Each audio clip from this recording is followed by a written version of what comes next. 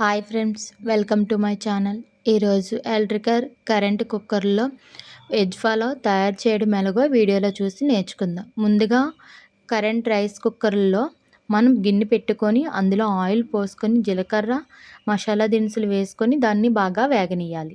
వేగనిన తర్వాత ఆనియన్స్ కూడా వేసుకొని వాటిని కూడా బాగా కలుపుకోవాలి. ఇలా కలుపుకున్నాక ఆనియన్స్ వేగడానికి కొంత టైం పడుతుంది. మనం ఈలోపు దీనిపైన మూత పెట్టి కాసేపు వదిలేద్దాం. మూత తీసి వేగిపోయేలేవో చూసుకొని అందులో పచ్చిమిర్చి వేసుకొని బాగా వేపుకోవాలి.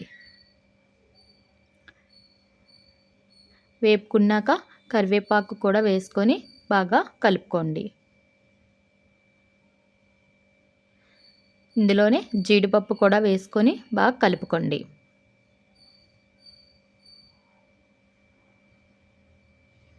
జీడిపప్పు వేగిపోయాక క్యారెట్ కూడా వేసుకొని బాగా కలుపుకొని క్యారెట్ మగ్గడానికి టైం పడుతుంది కాబట్టి మనం మూత పెట్టి కాసేపు ఉంచుకుందాం. క్యారెట్ బాగా వేగిపోయాక ఇందులో బంగాళదుంపలు కూడా వేసుకొని బాగా కలుపుకొని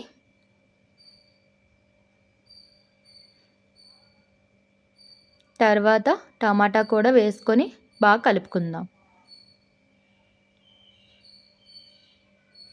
టమాటా మగ్గిపోయాక అందాక మూత పెట్టుకొని తర్వాత అల్లం వెల్లుల్లిపాయ పేస్ట్ వేసుకొని బాగా కలుపుకోవాలి. అల్లం పచ్చివాసన పోయిన తర్వాత దీంట్లో కాస్తంత పెరుగు వేసుకొని బాగా మిక్స్ చేసుకోండి.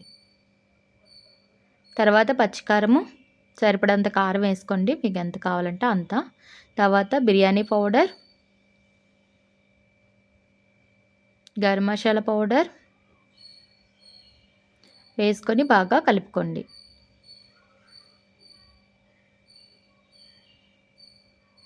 తర్వాత రుచికి సరిపడంత కల్లుప్పు అయితే వేసుకొని బాగా కలుపుకొని రైస్ అయితే వేసుకోండి.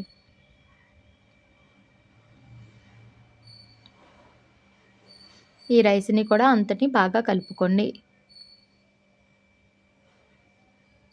బాగా కలుపుకున్న తర్వాత మనం ఏ గ్లాస్తో అయితే రైస్ తీసుకుంటాం దాంతో ఒక గ్లాస్ బియ్యానికి 2 గ్లాసులు వాటర్ వేసుకుంటున్నాను.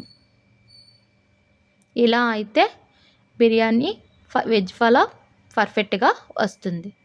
మూత పెట్టుకొని కాసేపు ఉంచుకోవాలి. చూసారా ఎలా ఉడుకుతుందో? ఇంకా కొంచెం వాటర్ ఉన్నట్టుగా అనిపిస్తుంది కాబట్టి నేను మళ్ళీ ఒకసారి కలుపుకొని మళ్ళీ మూత పెట్టుకుంటా. ఇప్పుడు మూత తీసి చూస్తే veg pulao ready. Like and subscribe.